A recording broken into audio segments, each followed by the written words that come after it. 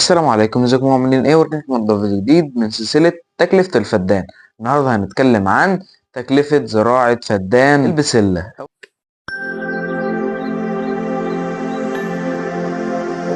أول حاجة هنتكلم فيها وهو فدان البسلة ده بياخد كام أسمدة؟ فدان البسلة بيكلف بالظبط من 10 ل11 ألف جنيه في الأسمدة. طب تكلفة الشتلات هو بياخد بسم الله ما شاء الله، لأن البسلة دي شتلة بتبقى صغيرة كده يا جماعة، هحطلكم صورتها.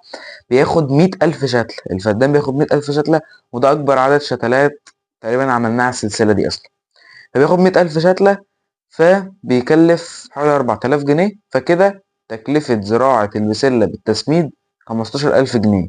طب الفلاح بياخد كام؟ أو العمالة دي بتاخد كام؟ والري والحاجات دي كلها بياخدوا 5000 جنيه.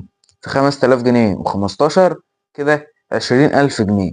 20,000 جنيه. طب البسلة في آخر الموسم بتنتج لك كام؟ بتنتج لك ب85,000 جنيه.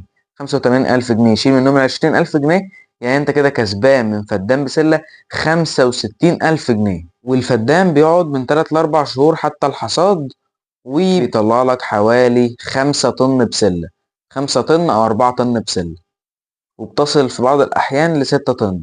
بس هو متوسط من 4 ل5 طن. البسلة نبات جميل جدا، وهيكسبك برضو فلوس جميلة لو انت عاوز تبدأ تزرعه في الفدان بتاعك. هيكسبك حوالي 65,000 جنيه، فرقم كويس يعني لو انت لسه بادئ تزرع في الفدان بتاعك.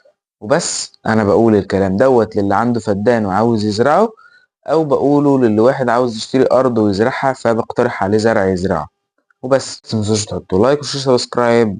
سلام عليكم.